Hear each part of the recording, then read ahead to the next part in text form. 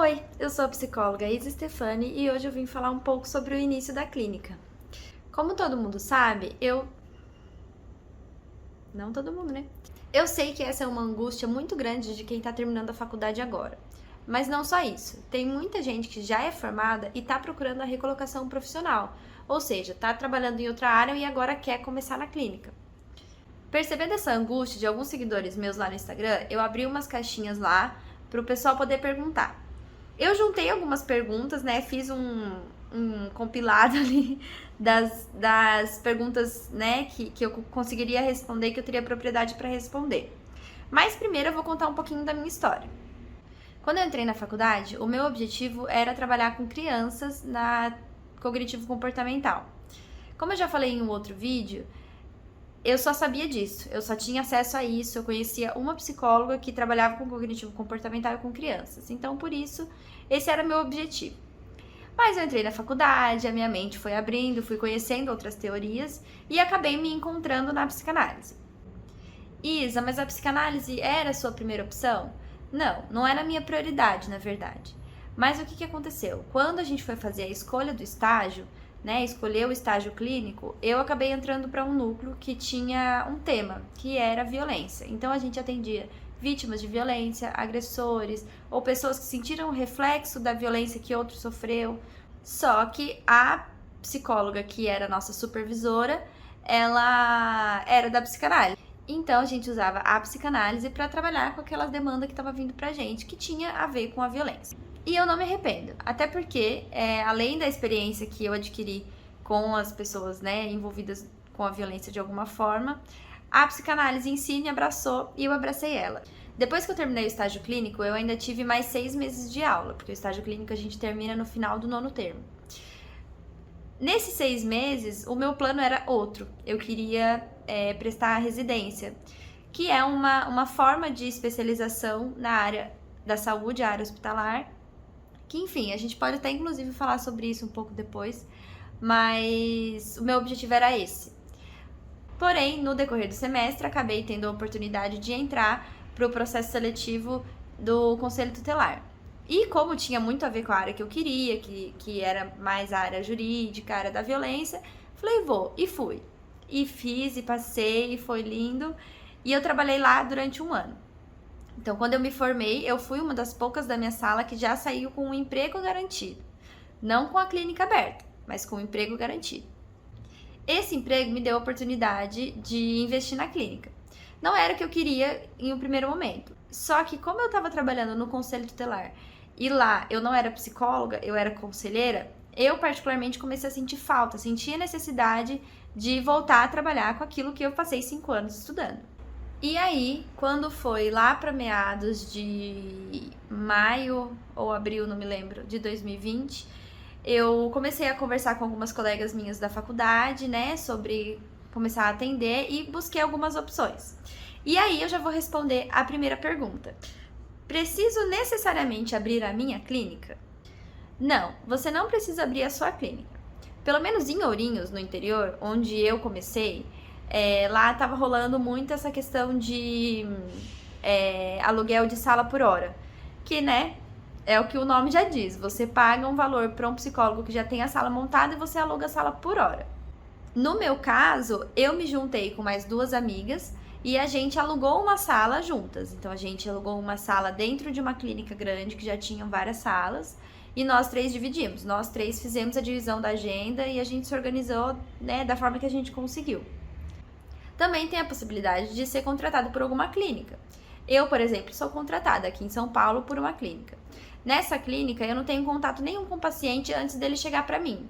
Então, agendamento, pagamento é tudo direto com a clínica e eu recebo só uma parte disso tudo. Enfim, tem várias formas de se conseguir trabalhar com a psicologia clínica. A gente não precisa ficar restrito a um ou a outro. A gente pode procurar várias opções e ver o que compensa mais. No meu caso, na época que eu tava em Ourinhos, como eu já falei, eu juntei com mais 2 amigas e a gente alugou a sala. Perguntaram lá no Instagram também por que a gente fez isso, por que a gente se juntou.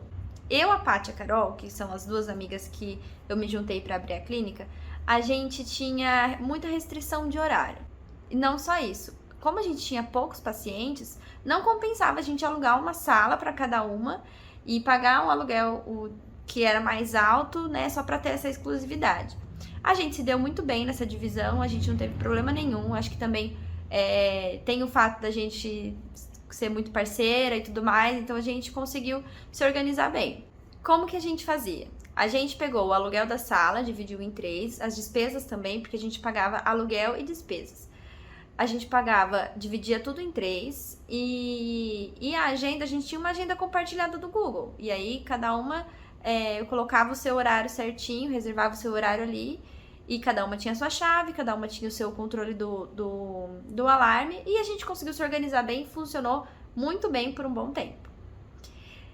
Por que eu saí de lá? Eu vim para São Paulo. Aqui em São Paulo, como eu já falei para vocês, eu atendo numa clínica que é de multiconvênios e lá é assim, né? Os atendimentos são de 30 em 30 minutos, eu não tenho contato nenhum com o paciente antes dele chegar até mim. Então, aí a gente já começa a entrar no assunto do porquê, assim, pontos positivos e negativos de cada um. Na questão da clínica particular, a sua própria clínica, é você que faz tudo. Você faz sua agenda, você conversa com o paciente, você põe o seu valor, você recebe, é tudo. Lá nessa clínica, por exemplo, que eu sou contratada, eu já não tenho contato nenhum. Eu só recebo o valor final lá no fim do mês, então eu não tenho contato nenhum com o paciente em relação a isso. Ele só vai no momento do atendimento, eu atendo e acabou. Outra possibilidade para tudo isso é o atendimento online, porque você não necessariamente precisa abrir a sua clínica, ter o seu espaço da clínica. É importante? É importante, porque se for alguma pessoa que quiser necessariamente atendimento presencial, você está ali para atender. Porém, justamente por causa da pandemia, essa questão do atendimento online foi um pouco mais flexibilizado. Antes disso, era um pouquinho mais restrito, mas eu não peguei essa fase, então não sei dizer como que era. Mas eu sei que foi flexibilizado justamente por causa da pandemia.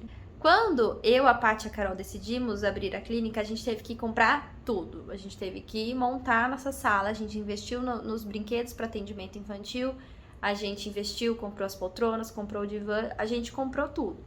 E isso é uma coisa muito importante de se considerar quando você for abrir a sua clínica, porque você vai precisar fazer um investimento. Então, se você pretende, por exemplo, abrir a clínica em algum momento, tá terminando a faculdade, já tá pretendendo, já vai juntando uma graninha, que você vai precisar dar uma investida. Dá para dividir no cartão de crédito? Dá, e é uma beleza, mas não deixa de ser um investimento. Então, é importante de você ter um cachezinho ali antes de começar. A outra pergunta que veio, na verdade, assim, veio de várias formas e eu juntei e coloquei de uma só. No que eu preciso pensar em primeiro lugar? Não tem uma coisa específica que você precisa pensar em primeiro lugar. Eu acho que, de uma certa forma, primeiro você precisa definir qual vai ser a sua modalidade de atendimento principal. Se você vai atender principalmente presencial, você tem que pensar no seu investimento. Então, no aluguel que você vai ter que pagar, provavelmente na documentação que você vai ter que ir atrás para conseguir alugar uma sala, que é muita burocracia, e eu quero falar mais sobre isso em outro momento. O investimento nos móveis, nos brinquedos, se você for atender criança. Então, tudo isso você precisa pensar se você for para a modalidade presencial como foco. Agora, se você for começar a atender necessariamente online, se você quiser ter como foco o atendimento online, você vai precisar investir também numa internet boa, né? Porque assim, as pessoas até perguntam pra gente, então o atendimento online é mais barato? Não, gente, o atendimento online é um atendimento normal. A gente, da mesma forma que a gente investe na clínica, a gente investe no atendimento online. Até porque a gente não paga só aluguel quando a gente atende na clínica. E sobre isso eu vou falar daqui a pouquinho também. Essa é um pouquinho mais pessoal. Dentre todas as preocupações, custos, atendimentos, demanda, o que mais te preocupou? No meu caso, o que mais me preocupou foi a questão de conseguir pacientes. Por quê? Em relação aos custos, eu tava bem, porque eu tava já com o meu emprego garantido, então eu tinha um dinheirinho ali para investir. Em relação à demanda, e isso é uma coisa que a gente também pode conversar melhor em outro momento, uma das coisas principais que eu coloco para mim é o limite em relação aos atendimentos. Então eu sabia que se viesse algum paciente com uma demanda que eu não conseguiria dar conta, eu passaria para outro profissional tranquilamente. E aí a grande questão foi os atendimentos, conseguir pacientes, né? Algumas pessoas me encontraram sim pelo Instagram, mas basicamente eu vivi de um indica pro outro. Porque o começo foi bem complicado, assim, fui me arrastando assim. Mas é assim, o começo é desse jeito. Então não se espante se você se sentir, nossa, eu não tô tendo nenhum paciente, ninguém tá me procurando. Gente, isso é normal. Até porque a psicologia é uma profissão que é desvalorizada, as pessoas não enxergam a psicoterapia como algo importante. Até elas perceberem que é importante, elas já estão surtadas e aí provavelmente já tem várias outras questões para lidar. Então a psicologia sempre vai ficar em segundo plano. Entendam isso. Infelizmente isso é uma realidade aqui no Brasil. Pegando o gancho do vídeo da semana passada, perguntaram para mim em relação à supervisão. A supervisão se manteve semanal? Não, a supervisão não continuou semanal. Eu faço supervisão uma vez por mês, por enquanto, né? Enquanto tá tudo bem, a gente faz uma vez por mês, mas quando é necessário, se a gente precisa... Porque assim, eu falo a gente porque a gente faz em grupo. Eu faço com mais uma colega, que é a Fernanda. Ela com a Consuelo, que é a psicóloga que me deu supervisão já na faculdade. A gente faz em grupo uma vez por mês, mas se existe uma demanda específica, se a gente precisa de novo de uma supervisão, a gente paga uma a mais, sem problema nenhum no meio do mês, assim. Mas, por enquanto, uma vez por mês mesmo. E falando em pagamento da supervisão, a gente entra em outra pauta. O que você considera na hora de estipular o valor da sessão? Tem muitas variáveis na hora de estipular esse valor. Como eu já falei, cada paciente, cada demanda vai ser uma situação, então os valores são variáveis, né? Isso é uma coisa que eu deixo sempre muito claro, não só para os meus colegas de profissão que vêm falar comigo sobre isso, mas também para os meus pacientes. Cada pessoa tem um valor, cada pessoa tem um investimento. Então não tem como pensar em colocar uma tabela de preço, pelo menos essa é a forma que eu trabalho. Eu não coloco uma tabela de preços para todos os pacientes. Eu estudo a situação e aí eu combino com o paciente um valor que fica viável para ele. Porém, eu não posso simplesmente falar assim, paciente, o valor que você quer você me paga. Até porque eu também tenho despesas e eu também mereço o meu lucro. E eu falo lucro mesmo, gente, porque a gente tem uma ideia na psicologia de que tudo que a gente faz tem que ser pro outro. E não, a gente tem que lembrar também que a gente estudou, a gente investiu muito nisso e que a gente merece ser reconhecido pelo nosso trabalho. Mas tá, sem considerar a questão paciente, o que eu coloco no valor da terapia? Como eu falei pra vocês, o presencial e o online tem pequenas diferenças, mas os investimentos acabam sendo os mesmos. Porque a gente precisa investir em equipamento quando a gente atende online, a gente precisa investir numa internet boa, às vezes a gente precisa investir em um segundo ponto de internet para a gente conseguir aproveitar a nossa internet por completo, vocês sabem como que tudo isso funciona. Então assim, tirando a questão valor variável de paciente, a gente precisa lembrar também dos valores das coisas que a gente paga, daquilo que a gente gasta. Por exemplo, quem faz pós-graduação e paga uma pós-graduação tem que pôr isso no valor da sessão. Quem precisa comprar livros para para estudar os casos, precisa colocar isso no valor da sessão. A supervisão entra no valor da sessão. A sua psicoterapia também pode entrar no valor da sessão. O seu investimento em equipamento, se você atende online, ou seja, internet, às vezes uma luz melhor, às vezes, como chama? Aquela transferência de ponto.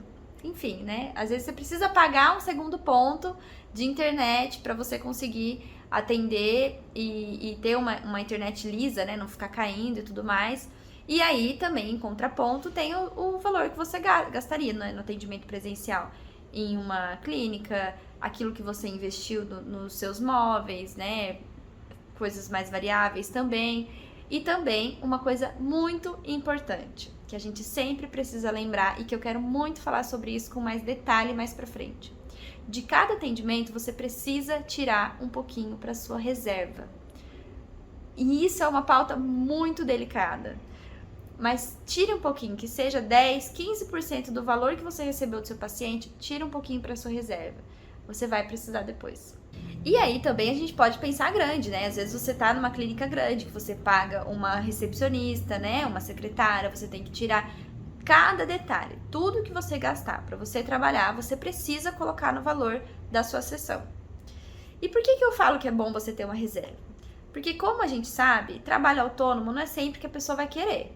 E também tem imprevistos, às vezes o paciente perde uma semana, né, e acaba não pagando, porque também vai de pessoa para pessoa como se organiza com isso com o paciente. Tá, então vamos lá para nossa última pergunta. Isa, como você fez para divulgar o seu trabalho? Fez cartão de visita? Distribuiu? Não, eu não fiz cartão de visita. Eu comecei divulgando o meu trabalho pelo Instagram mesmo, né, usando a minha página e mobilizando ela um pouquinho mais. Eu até fiz o cartão, fiz a arte do cartão, mas eu acabei não mandando imprimir. Por quê? Assim, eu comecei a clínica lá para maio, junho, como eu falei para vocês. E isso foi ali uns 3 meses depois do início da pandemia aqui no Brasil.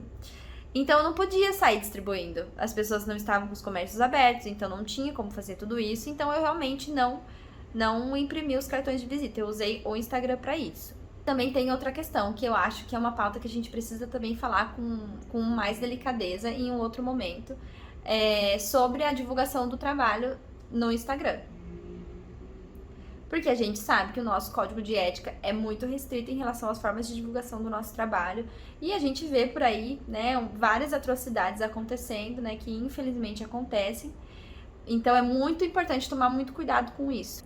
Eu tinha falado que era a última pergunta, né? Mas não é. Essa última pergunta, que agora é a última de verdade, fizeram uma questão um pouquinho mais pessoal, por isso que eu deixei pro final. Isa, o que você escolheu como modalidade de trabalho desde o início e como tá trabalhando agora?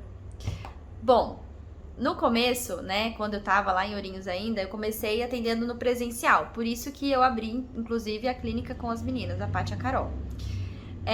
Eu oferecia até os atendimentos online, mas no começo as pessoas preferiram mesmo o atendimento presencial. Então, os meus pacientes, eu acho que eu não tinha nenhum online até então.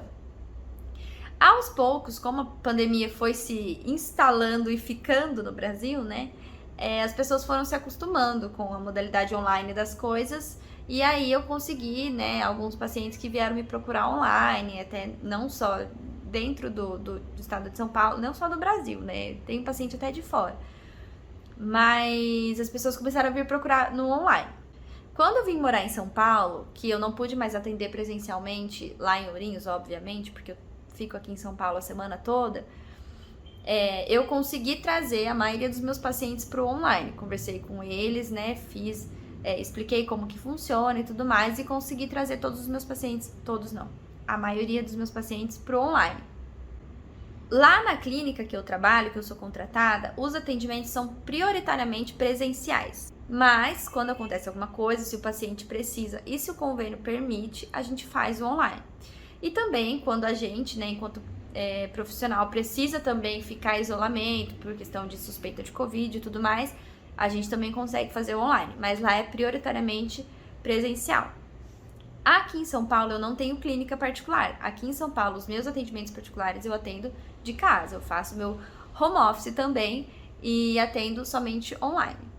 Teve uma pergunta também sobre a diferença desses atendimentos, né? Quais que eram os pontos positivos e os pontos negativos do atendimento online e do atendimento presencial. Eu, particularmente, não consigo dividir muito bem o que é ponto positivo de um e o que é ponto negativo de outro. Por quê? Para cada situação, a gente precisa ter um jogo de cintura, tanto dentro da clínica quanto no atendimento online. É claro, no atendimento online fica um pouco mais difícil porque o setting não é controlado, né? A gente, enquanto psicólogo, não consegue controlar o setting. Então, o cachorro vai latir, a campainha vai tocar no meio do atendimento, às vezes o celular do paciente toca no meio do atendimento, e isso tudo são coisas que a gente não pode controlar. Mas aí, meu amigo, paciência. Não tem muito o que fazer. A gente orienta, a gente fala que é importante que a pessoa esteja em um lugar tranquilo, que não atrapalhe, né, que não tenha interferências e tudo mais, mas coisas que a gente não pode controlar. Só que, pelo menos na minha opinião, que eu tô percebendo de acordo com a minha realidade, o atendimento online tem menos falta. Isso eu tô falando porque eu percebi. Quando eu atendia na clínica lá em Ourinhos presencialmente, os pacientes que eu trouxe para São Paulo pela modalidade online, as faltas diminuíram. E isso também deu para perceber lá na clínica.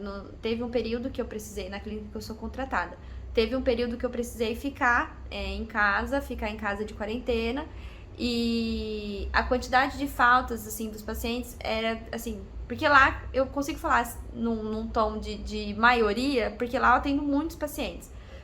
Então, assim, a quantidade de faltas que tinha quando era presencial era muito maior, era, assim, gigantesca em relação a quando foi online. E aí isso também, né, dá pra gente, enquanto psicanalista, pensar um pouquinho e refletir no porquê. Mas, enfim, tanto atendimento presencial quanto atendimento online vai ter prós e contras. Isso, de qualquer forma, vai ter. E aí, quem que vai ter que lidar com isso é a gente. Então, a gente que vai ter que tentar promover o melhor atendimento possível, tentar oferecer esse atendimento da melhor forma possível, independente da modalidade que for. Gente, eu já terminei de responder as perguntas. Eu só vou fazer mais uma colocação para finalizar esse vídeo. Eu acho importante a gente falar sobre a psicologia clínica enquanto possibilidade de trabalho, porque quando a gente entra na faculdade, normalmente, isso é pelo menos que eu percebi o que aconteceu com a maioria das pessoas da minha sala, a gente entra com a psicologia clínica como a primeira opção, como única opção, né? A gente raramente sabe de outras áreas que a psicologia pode atuar. E aí, conforme vai passando os anos da formação, a gente, né, passa por esse processo de desconstrução da psicologia como única e exclusivamente clínica. E aí a gente descobre outras áreas que a gente pode trabalhar com a psicologia. Porém, o que acontece, e que eu senti muita falta, é que não tem esse trabalho também inverso, de incentivar a psicologia clínica como uma forma de trabalho. E aí, o que acaba acontecendo? Vários professores incentivam a gente a prestar concurso, a fazer residência, a trabalhar em movimentos sociais e tudo mais, mas ninguém ensina a gente ou incentiva a gente a trabalhar com a clínica. E aí, o que acontece? A gente sai meio perdido, a gente não sabe por onde começar. E aí, vem aqui no perfil da psicóloga para perguntar por onde que tem que começar. Eu espero que eu tenha esclarecido as dúvidas de vocês. Se vocês tiverem mais dúvidas, podem me procurar. Eu tô aqui para ajudar vocês, eu tô aqui do lado de vocês. Eu acho muito importante a gente não olhar para o lado e ver outros psicólogos e enxergar como concorrência. A gente tem que olhar ali todo mundo como parceiro, tá todo mundo trabalhando com o mesmo objetivo, que é a garantia da saúde mental. De qualquer forma, eu agradeço todo mundo que ficou até aqui. Muito obrigada. Um beijo.